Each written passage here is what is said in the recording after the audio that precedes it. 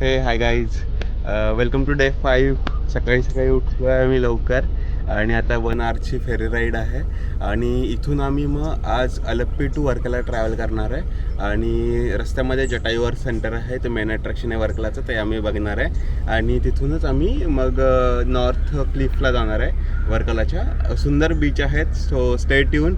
आम्ही तुम्हाला दाखवूच की कसे आहेत बीचेस वर्कलाचे आणि काय काय आम्ही आज दिवसभरात करतो आहे. तुम्ही बघू शकता अर्ली मॉर्निंग, खूप मस्त असं अर्ली मॉर्निंग झाली आहे. बोट निघालेत आता सगळ्या. 1 आवरच्या फेर राईडला आमची पण बोट आत्ता जस्ट सुरू झाली आहे. सो आता ते आम्हाला ब्रेकफास्ट प्रोव्हाइड करतील आणि मग 1 आवरची फेरी असेल. So stay tune guys. सकाळचा ब्रेकफास्ट त्यांनी दिला आहे, गरम सांबर, चटणी आणि इडली, डोसा आणि मेदूवडा. 1 तासाच्या फेरी राईड नंतर सकाळी 9 वाजता तुमच्या इथून चेकआउट असेल.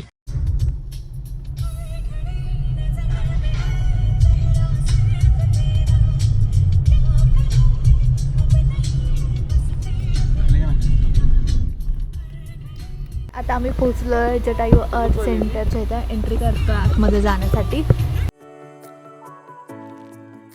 हे आहे ticket counter. So we have to go. Let's गो.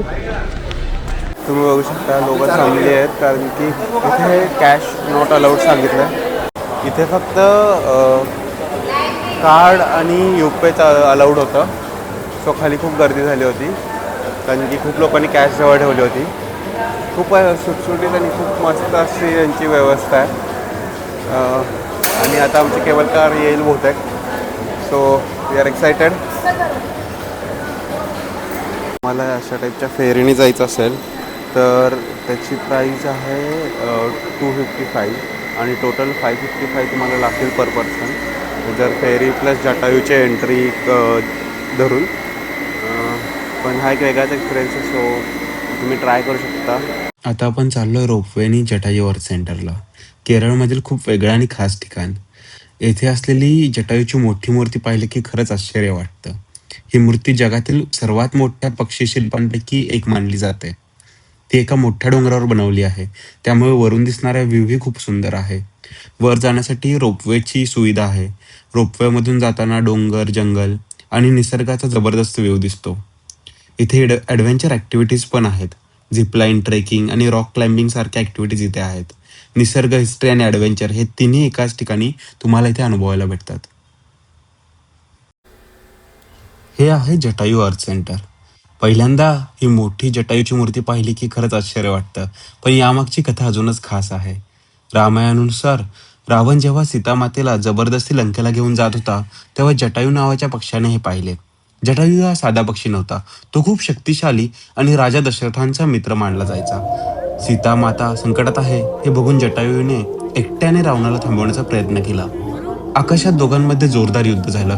जटायूने पूर्ण ताकदीने लढाई केली, रावणाच्या रथावर हल्ला केला, पण शेवटी रावणाने तलवारीने जटायूचे पंख कापले. जखमी झालेला जटायू हा डोंगरावर खाली पडला अशी मान्यता आहे. नंतर राम आणि लक्ष्मण सीतामातेला शोधत असताना त्यांना जटायू भेटला. जटायूने शेवटच्या क्षणी रावण कोणत्या दिशेला गेला हे सांगितले आणि त्यानंतरच त्याने प्राण सोडला. म्हणून हे ठिकाण जटायूचे धैर्य, त्याग आणि स्त्रियांच्या संरक्षणाच्या संदेशासाठी बनवण्यात आले आहे. इथली खास गोष्ट म्हणजे ही जगातील सर्वात मोठ्या पक्षाच्या शिल्पांमधील एक शिल्प आहे आणि वरून दिसणारा व्ह्यू पण खूप सुंदर आहे. जटायू हारला असेल, पण शेवटच्या श्वासापर्यंत अन्यायाविरुद्ध लढणं त्यानं कधीच सोडलं नाही आणि म्हणूनच ही जागा इतकी खास आहे. Dedicated to woman safety and honour. तुम्ही बघू शकता पाऊस यायला लागला आहे, खूप मस्त असं वातावरण झालं आहे. लेन्सवर पण पाणी साचलं आहे.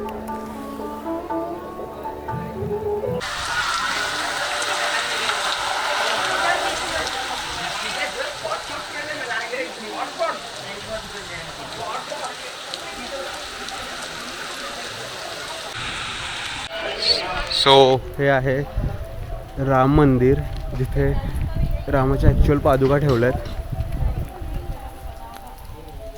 आणि काय मस्त वातावरण आहे. पाऊस पडून गेला आहे, म्हणजे थोडासा पडतो अजून, पण त्यामुळे काहीच गर्दी नाही आहे.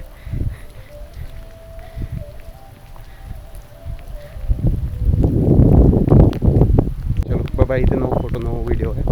सो हे तुम्ही बघू शकता, इथे लिहिलं आहे जटायू मोक्ष.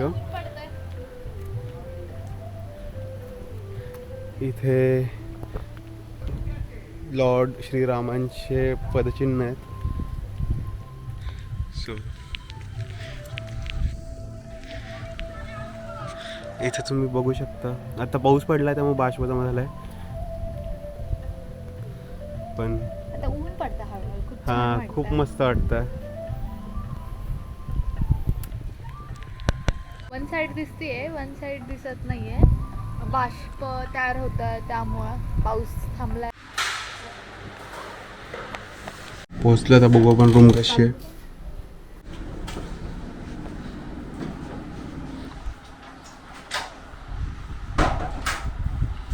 मस्त रूम आहे, कोझी.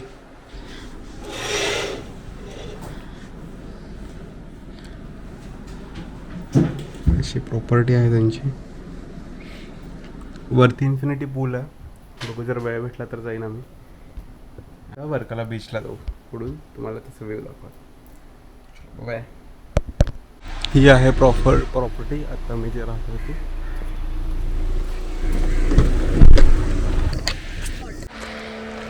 सो आत्ता मी चाललो आहे कॅफे सर्वाला. खूप रील्स आणि खूप इंस्टाग्राम पोस्ट होत्या, त्याच्यातून आम्हाला लोकेशन कळली आणि खूप जणांनी रेकमेंड पण केलेला मला. अजून बघितल्यानंतर सांगतो. या रिव्ह्यूज आम्ही तुम्हाला तिथे पोहोचल्यानंतर देतो. This is by the way south Cliff.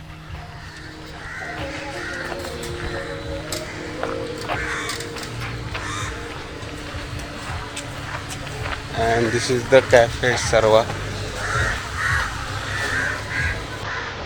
चलो चलो चलो.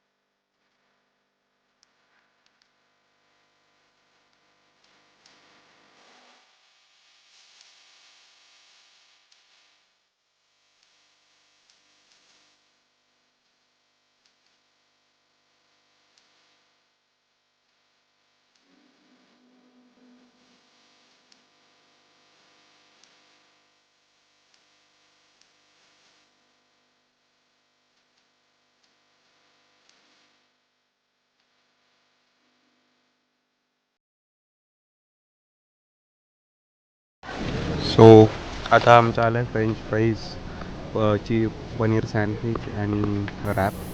सो बघू आता कशी टेस्ट आहे आणि तुम्हाला रिव्ह्यूज देतो मी सर्व कॅफेसचे. So thank you. बघूयात काय टेस्ट कशी आहे. व्ह्यू तर मस्त आहे, टेस्ट बघू आता कशी आहे. सो कसं वाटलं हॉटेल सर्व? छान होतं कॅफे. सँडविच घेतलेलं, फ्राईज होते पेरी पेरी, रॅप होतं. त्यांची पण टेस्ट चांगली होती. मी तर नाही खाल्लंय पण हा सांगत होता की रॅप घेतलेलं त्याची पण टेस्ट चांगली होती. माझं सँडविच थोडंसं स्वीट होतं, बाकी क्वांटिटी खूप जास्त होती. Overall taste is good, like not bad not too good. हां, टेस्ट इज गुड. नॉर्मल. आता मी चाललो आहे वर्कला क्लिफला, ते फेमस आहे. सो बघू आता वर्कला क्लिफ कसं वाटतं. तुम्ही बघू शकता पूर्ण बीचचा व्ह्यू का.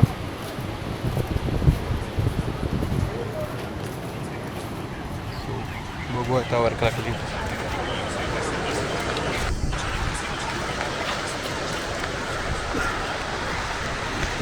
अराउंड 50 स्टेप्स असतील वरून वर खाली उतरायला.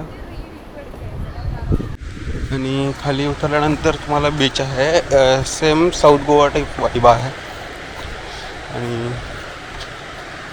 आज खूप गर्दी आहे पुढे. आम्हाला वाटलेलं वीकडे आहे त्यामुळे गर्दी नसेल, बट खूपच गर्दी आहे. नॉर्थ टू साऊथ जर जायचं असेल तर अप्रॉक्सिमेटली 1.5 किलोमीटर डिस्टन्स आहे. स्वच्छ आहे किनारा, मस्त आहे बीच.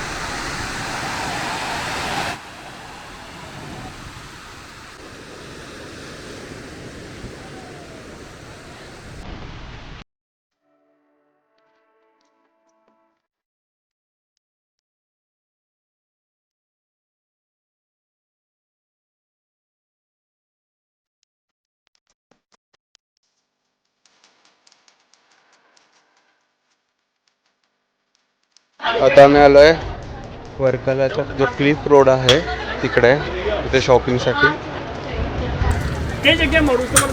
मागच्या साईडला बीच आहे आणि त्याच्यावरून क्लिफ रोड आहे. इकडे शॉपिंगसाठीची जागा आहे. श्रुती बघते आता काय घ्यायचं.